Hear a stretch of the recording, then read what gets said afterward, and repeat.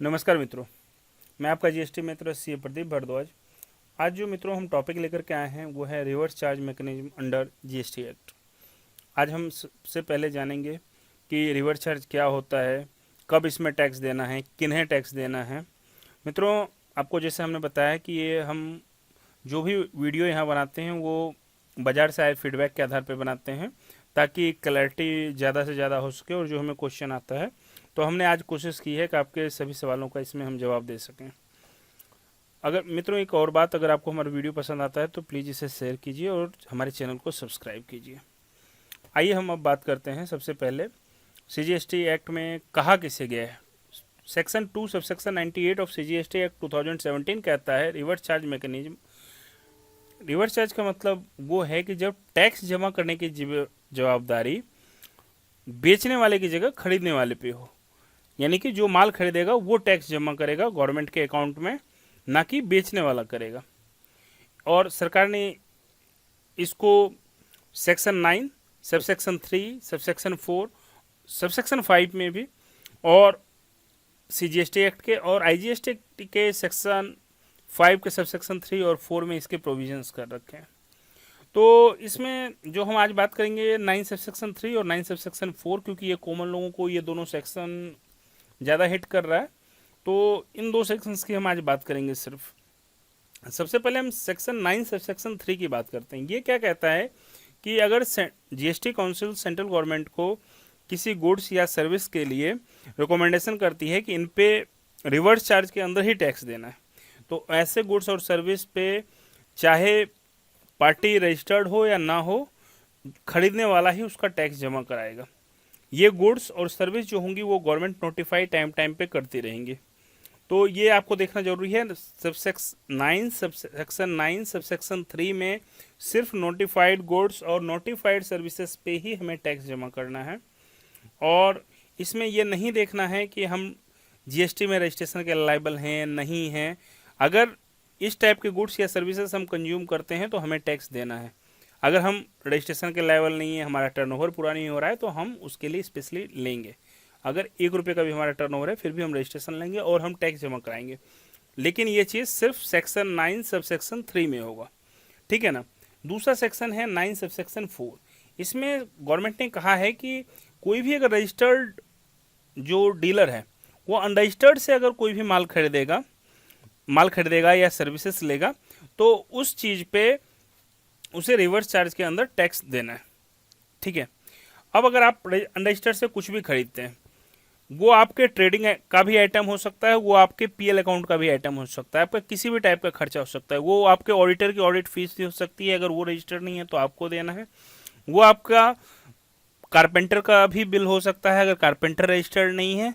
अगर आपने पेस्टिसाइड करवाया है ऑफिस में, अगर वो रजिस्टर्ड नहीं है तो वो भी हो सकता है। और अगर आपने चाय पानी की व्यवस्था की है ऑफिस में और उस पर अगर आपने टैक्स नहीं दिया है तो उस पर भी आपको टैक्स जमा करना हो सकता है 9 सबसेक्शन 4 में। इसको पहले हम डिटेल से जानते हैं, उसके बाद सरकार ने कुछ छूट भी दी है उसको भी हम उसमें जानेंगे। पहले धीरे धीरे सबसे पहले हम जानते हैं सेक्शन 9 सबसेक्शन 3 में गवर्नमेंट ने किस किस गुड्स और सर्विसेज को नोटिफाई किया है। तो गुड्स के लिए जो नोटिफिकेशन है, नोटिफिकेशन नंबर 4/2017 जो 28 जून को गवर्नमेंट ने नोटिफाई किया है, उसमें जो गुड्स को उन्होंने कुछ गुड्स को दिया है, उसमें पहला जो गुड है हमारा वो है काजू, कैस्यू नट्स। ये वो काजू है जो खेतों से सीधा उपजाया जाता है, यानी कि लास्ट जो हम लोग काजू खाते हैं वो फॉर्म में नहीं, ये छिलके के साथ वाले काजू की बात हो रही है। उसमें जो किसान जो बेचते हैं, किसानों को चूंकि बेचते किसान है तो किसानों को रजिस्ट्रेशन लेने की जरूरत नहीं है। तो जो भी आदमी काजू खरीदेगा यानी किसानों से सीधा, चाहे उसका टर्नओवर कुछ भी हो, उसे टैक्स जमा करना है काजू पे रिवर्स चार्ज में। वही केस अगला तेंदू के पत्ते जो बीड़ी बनाने में काम आते हैं उस पर लागू होते हैं। उसके अलावा तंबाकू के पत्ते यानी खैनी, जो भी खैनी खरीदेगा किसान से सीधा और उसे भी देना है अगर रजिस्टर्ड पर्सन है तो। उसके बाद सिल्क यार्न, सिल्क यार्न की बात तो हो रही है। सिल्क यार्न की बात तो है कि सिल्क यार्न क्या होता है, ये रेशम के धागों की बात हो रही है। तो जो धागे बनाएंगे उन पे नहीं लगेगा, जो धागे खरीदेंगे उस पे लगेगा, उनको टैक्स जमा करना है। और सप्लाई ऑफ लॉटरी की बात हो रही है, तो जो ये राज्य सरकारें लॉटरी खिलवाती हैं या केंद्र सरकार के तहत अभी बहुत कम राज्यों में लॉटरी का कारोबार चल रहा है, जैसे सिक्किम, मेरे जान पहचान में सिक्किम जैसे राज्यों में कारोबार चल रहा है। तो उसमें जो लॉटरी के डिस्ट्रीब्यूटर या सेलिंग एजेंट होंगे उनको उस लॉटरी पर गवर्नमेंट की जगह टैक्स जमा कराना है। अब हम अगली बात करते हैं सर्विसेज की। सर्विसेज के लिए गवर्नमेंट ने एक नोटिफिकेशन 13/2017 जो नोटिफिकेशन के थ्रू सर्विसेज नोटिफाई की है, उसमें जो पहला सर्विस, उनमें जो सर्विसेज है उसमें पहली सर्विस है जीटीए, गुड ट्रांसपोर्ट एजेंसी की। अगर आप जीटीए की सर्विस अगर आप अवेल कर रहे हो तो उस केस में अगर आप कैजुअल टैक्सेबल पेयर हो या बॉडी कॉर्पोरेट हो या पार्टनरशिप फर्म हो या सोसाइटी हो या कोई फैक्ट्री हो, अगर आप रजिस्टर्ड नहीं भी हो तो भी आपको रजिस्ट्रेशन कराना है और जीटीए की सर्विस का टैक्स आपको पे करना है, ठीक है ना। और अगर आप रजिस्टर्ड पर्सन हो किसी भी जीएसटी एक्ट में, सेंट्रल में, स्टेट में या आईजीएसटी एक्ट में, तब तो आपको देना ही देना है जीटीए सर्विसेज में।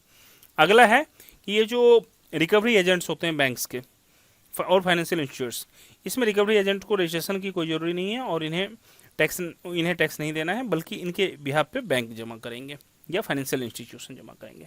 अगला है कंपनी के जो इंडिविजुअल डायरेक्टर्स होते हैं, जो एम्प्लॉय जहाँ रिलेशनशिप नहीं है, वो जो भी सर्विसेज कंपनी को देंगे उस पर उनकी जगह कंपनी टैक्स पे करेगी। अगला है इंश्योरेंस कंपनियों के बारे में।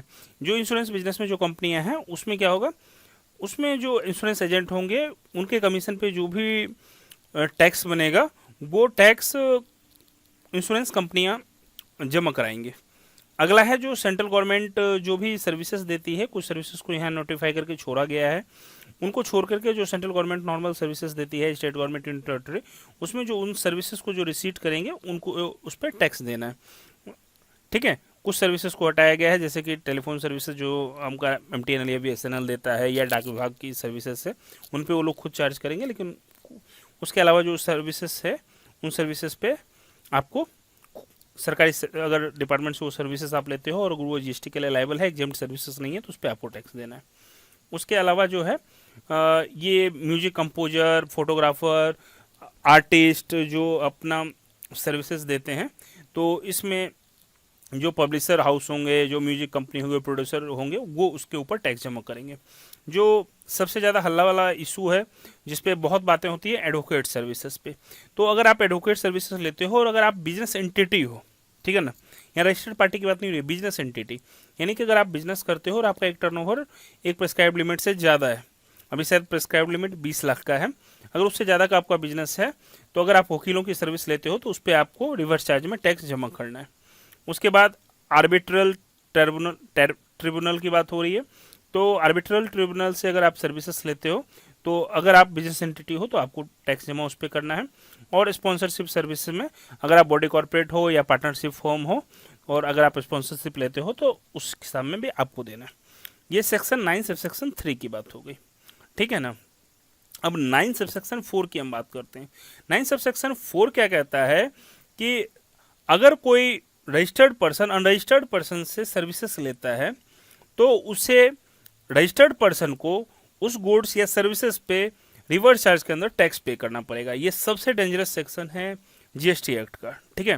तो इससे ज़्यादा डेंजरस सेक्शन जीएसटी एक्ट में कोई नहीं है। इसके तहत आप जितने भी सर्विसेज, अगर आप बिल नहीं लेते हो, पक्का बिल की मैं बात कर रहा हूँ जिसपे पार्टी की जीएसटी है, तो आपको सब चीज़ पे, क्योंकि आप देखो सीधी सी बात है, आप बिजनेस में या तो गुड्स खरीदोगे या सर्विसेज कंज्यूम करोगे और तो कुछ करोगे नहीं, तो आपको एम्प्लॉय रिलेशनशिप को छोड़ दिया जाए, गवर्नमेंट के टैक्सेस को छोड़ दिया जाए, तो उसके अलावा जितनी भी चीज़ें हैं उस पर आपको टैक्स देना है, ठीक है। जो भी जीएसटी एक्ट में लायबल है, जिन पे टैक्स लग सकता है, तो आप अनरजिस्टर्ड से अगर खरीदते हो तो आपको उस पर टैक्स देना है। लेकिन इसके लिए कुछ शर्त पूरे होने हैं। सबसे पहले है कि देयर शुड बी सप्लाई होना चाहिए, ठीक है ना। सप्लाई की जो मीनिंग दी गई है उसके तहत सप्लाई होनी चाहिए।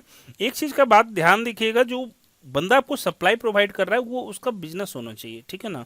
वो फर्दरेंस ऑफ बिजनेस में करता है। ऐसा नहीं है कि कोई एक बार आपको कुछ दे गया और उस पर आपने वो रिवर्स चार्ज में पे करना है। तो आप कहोगे सर ऐसे केसेस कैसे आएंगे। मान लो मेरी ज्वेलरी की शॉप है, एक आदमी आता है, कहता है कि सर मेरा ज्वेलरी खरीद लीजिए, इसके बदले मुझे दूसरी ज्वेलरी दे दीजिए या मुझे इसके बदले पैसे दे दीजिए। उस आदमी का ये बिजनेस नहीं है, इस बात को आप देखो। उस आदमी का बिजनेस नहीं हो, फर्दरेंस ऑफ बिजनेस में वो काम नहीं कर रहा है। वो उसकी वन टाइम ही सप्लाई हो सकता है, लाइफ में वो एक बार ही सोना बेचे, हो सकता, ठीक है ना। या इस टाइप में मेरी गाड़ी, अगर मेरी पर्सनल गाड़ी है, उसको मैं सेल कर रहा हूँ, अगर कोई मुझे उससे परचेज कर रहा है, तो ये फर्दरेंस ऑफ बिजनेस नहीं है, ये नॉर्मल उस आदमी का ये सेल परचेज गाड़ी करने का काम नहीं है। अगर गाड़ी सेल परचेज करने का काम है तो उससे मैं अगर खरीदता हूँ तो मुझे देना ही है, ठीक है ना। अगर उसने नहीं दिया तो मुझे देना है।